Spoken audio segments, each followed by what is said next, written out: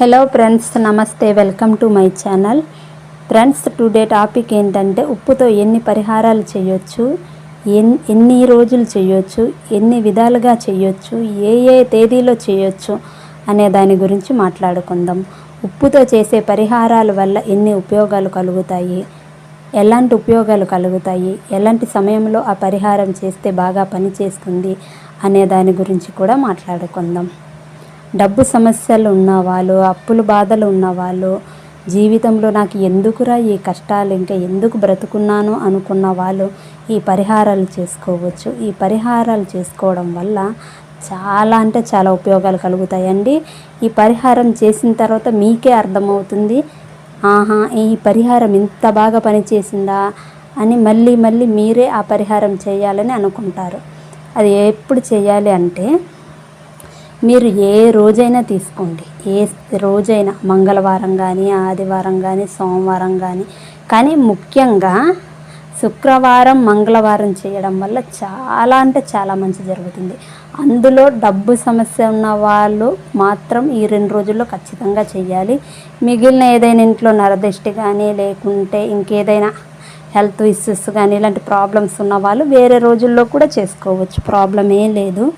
కానీ ఎక్కువ మంది ఈ రోజుల్లో డబ్బు సమస్యతో బాధపడే వాళ్ళే ఎక్కువ మంది ఉంటారు. కాబట్టి మంగళవారం, శుక్రవారం చేయడం వల్ల ఇంకా ఎక్కువగా మంచి జరిగే అవకాశాలు ఉన్నాయి.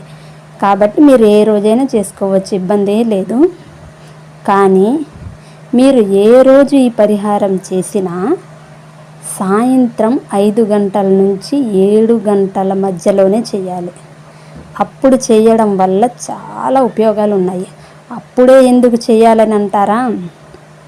అప్పుడే ఎందుకు చేయాలంటే, సాయంత్రం 5 గంటల నుంచి 7 గంటల లోపు తదాస్తు దేవతలు తిరుగుతారని శాస్త్రాలు చెప్తున్నాయి. సో ఆ టైమింగ్లో చేయడం వల్ల మనం ఏదైనా మంచి కోరుకుంటే అది ఖచ్చితంగా జరుగుతుంది. అలానే చెడు కోరుకున్నా జరుగుతుంది. కానీ మనం మంచి కోరుకుందాం, మంచి కోరుకోవాలి. ఎందుకంటే మనం మంచి పని కోసం ఈ పరిహారం చేస్తున్నాం కాబట్టి మనం మంచి కోరుకుందాం. కాబట్టి మీరు ఆ సమయంలోనే ఈ పరిహారం చేయడానికి ఏర్పాట్లు చేసుకోండి. అన్నాను కదా అనేసి దానికి ఏం డబ్బులేం ఖర్చు కావు. మీరు ఒక గాజు బౌలు లేకుంటే మట్టి పాత్రను తీసుకోండి. తీసుకున్న తర్వాత దాంట్లో కాస్త గల్ల ఉప్పు వేసేయండి. వేసినాక కాస్త పసుపు, కాస్త కుంకుమను, అలాగే 6 లవంగాలను కూడా వేసుకోండి. అలాగే ఒక నిమ్మకాయను కూడా తీసుకోండి. తీసుకున్నాక 2 చేతుల మధ్యలో ఆ గాజు బౌలు లేకుంటే మట్టి పాత్ర, మీరు ఏదైతే తీసుకుంటారో పరిహారంకి అది. సో ఆ గాజు బౌల్ని 2 చేతుల మధ్యలో పట్టుకొని మీ ఇంట్లో ఎన్ని గదులైతే ఉన్నాయో అన్ని గదుల చుట్టూ తిరగండి. అన్ని గదుల చుట్టూ తిరిగినాక ఎవ్వరు చూడని ప్రదేశంలో, అంటే దాన్ని ఎవ్వరు చూడకూడదు, అలానే ఎవ్వరు కూడా తాకకూడదు. బాగా గుర్తు పెట్టుకోండి, దాన్ని ఎవరు చూడకూడదు, ఎవరు తాకకూడదు ఆ పరిహారం చేసినాక. సో ఎవ్వరు చూడని ప్రదేశంలో ఆ గాజు బౌల్ని లేకుంటే మట్టి పాత్రను పెట్టేయండి. పెట్టినాక కరెక్ట్గా మీరు ముందే ఫిక్స్ అవ్వండి, ఎన్ని రోజుల తర్వాత తీయాలి ఆ గాజు బౌల్ని అనేది మీరు ముందు ఫిక్స్ అవ్వండి. వారం రోజుల తర్వాత తీస్తారా, నెల రోజుల తర్వాత తీస్తారా, లేకుంటే 3 నెలల తర్వాత తీస్తారా అనేది మీరు ముందే డిసైడ్ అయ్యి పెట్టండి. పెట్టినాక కానీ ఒకటి, మీరు చేసిన పరిహారానికి మీరు ఏదైతే కోరుకుంటారో దానికి రిజల్ట్ వచ్చినంత వరకు దాన్ని తీయకపోవడం మంచిదని నా అభిప్రాయం, అది నా ఉద్దేశం.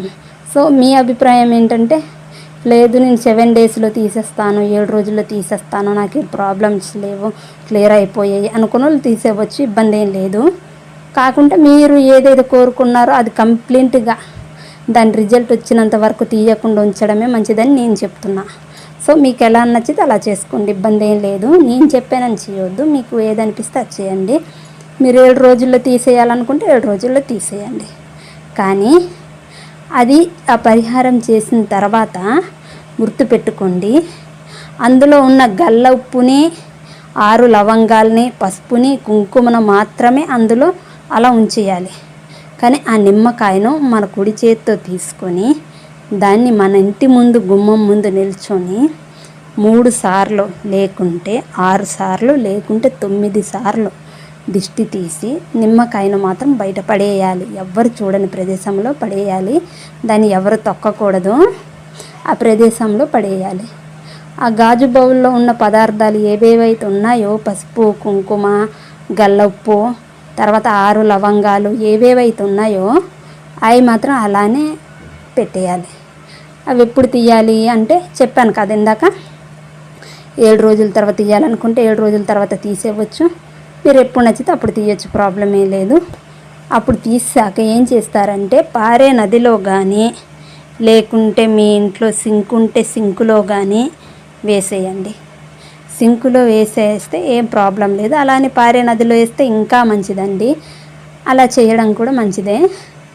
కాకుంటే చాలామంది ఏం చేస్తారు, చెరువులోనో కొలంలోనో ఇలా వేస్తుంటారు కదా. సో అలా వేసినా ప్రాబ్లం లేదు, కానీ వాటర్లోనే వేయాలి. బయట మామూలుగా పడేయకూడదు. వాటర్లో వేయడం వల్ల ఆ ఉప్పు, గల్ల ఉప్పు కరుగుతుంది కదా. సో మన ప్రాబ్లమ్స్ కూడా అలానే కరిగిపోయి బయటికి వెళ్ళిపోతాయని అర్థం. సో మీరు వాటర్లోనే వేయాలి ఎప్పుడు వేసినా కానీ, మర్చిపోవద్దు. ఇంకో పరిహారం ఏంటంటే సేమ్ ఫస్ట్ ప్రాసెస్ ఎలాగో ఇది అలానే, కానీ దీనికి నిమ్మకాయతో పని లేదు. నిమ్మకాయతో పని లేదు. మీ ఇంట్లో ఎన్ని గదులైతే ఉన్నాయో అన్ని గదులు చుట్టూ తిరిగి దాన్ని లాకర్ కింద పెట్టండి. లాకర్ కింద పెట్టడం వల్ల చాలా అంటే చాలా మంచిది. అంటే ఎక్కువగా డబ్బు సమస్యలతో బాధపడే వాళ్ళు ఈ పరిహారం చేసుకోవడం వల్ల చాలా ఉపయోగాలు ఉన్నాయి. లాకర్ కింద పెట్టడం, లేకుంటే మీరు ఎక్కడైనా డబ్బులు దాచిపెడతారు కదా, కొంతమంది బాక్సుల్లోనో లేకుంటే ఎక్కడో డిబ్బిల్లోనో డబ్బుల్ని దాచిపెడుతుంటారు కదా. సో అలాంటి ప్రదేశంలో పెట్టడం ఇంకా మంచిదండి. ఎక్కువగా డబ్బు సమస్యలతో, అప్పుల బాధలతో బాధపడే వాళ్ళకి పరిహారం చాలా ఉపయోగపడుతుంది. దీనికి లవంగాలతో పని లేదు. కాస్త పసుపు, కాస్త కుంకుమ, తర్వాత గాజు బౌల్లో కాస్త గల్ల ఉప్పు, తర్వాత ఒక 1 రూపాయి కాయిన్, లేకుంటే 10 రూపాయి కాయిన్, లేకుంటే 5 రూపాయి కాయిన్, 2 రూపాయి అయినా ప్రాబ్లం లేదు. మీ దగ్గర ఏ కాయిన్ ఉంటే ఆ కాయిన్ అన్నమాట. అందులో వేసి ఫస్ట్ ప్రాసెస్ పరిహారం ఎలా చేసామో ఈ పరిహారం కూడా సేమ్ యాజ్ ఇట్ ఈజ్ అలాగే చేయొచ్చు.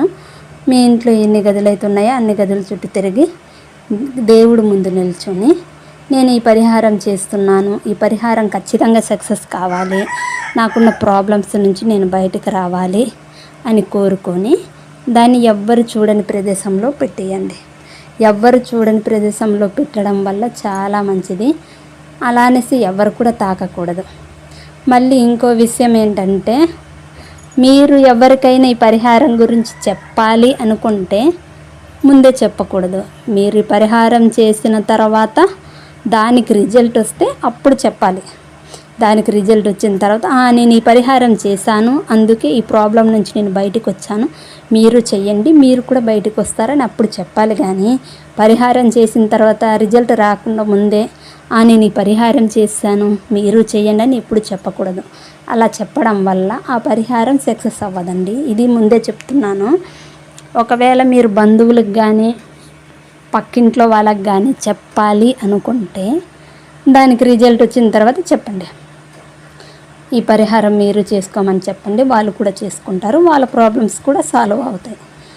సో అందుకని మీరు ఈ పరిహారం చేసుకునే ముందు కానీ లేకుంటే పరిహారం చేసిన మధ్యలో కానీ ఎవరితోనూ చెప్పకూడదు. అలా అనేసి ఇంట్లో వాళ్ళతో చెప్పొచ్చు, మళ్ళీ ప్రాబ్లం లేదు. కానీ ఇంట్లో వాళ్ళు బయట వాళ్ళకి చెప్పకూడదు. ఈ పరిహారం గురించి ఇంట్లో వాళ్ళు చెప్పకూడదు, చేసిన మీరు చెప్పకూడదు. అంటే ఈ పరిహారం ఎవరు చేయొచ్చు అనే డౌట్ మీకు రావచ్చు. మీ ఇంట్లో ఎవరైనా చేయొచ్చు అండి ఈ పరిహారం. మీ ఇంట్లో మీరు చేయొచ్చు, మీ అమ్మ నాన్న చేయొచ్చు, నానమ్మ తాతయ్య ఎవరుంటే వాళ్ళు చేయొచ్చు. కానీ అది మీ ఫ్యామిలీ వాళ్ళే అయి ఉండాలి, బయట వాళ్ళు కాకూడదు. సో మీరు ఈ పరిహారం చేసుకోవడం వల్ల చాలా అంటే చాలా ఉపయోగాలు ఉన్నాయి. మీరే కాదు, ఎవరు చేసుకున్న ఉపయోగాలు ఉంటాయి. కాకుంటే పరిహారానికి తగిన రిజల్ట్ వచ్చిన తర్వాత చెప్పడం మంచిది, ఎవరికి ఏం చెప్పాలి అనుకున్నా. సో మా వీడియో మీకు నచ్చితే ఖచ్చితంగా సబ్స్క్రైబ్ చేసుకోవడం మాత్రం మర్చిపోవద్దండి. మళ్ళీ రిక్వెస్ట్ చేసి అడుగుతున్నా, సబ్స్క్రైబ్ చేసుకోండి, కొత్త ఛానల్ ఇది. సో లైక్ చేయండి, షేర్ చేయండి. Thank you for watching.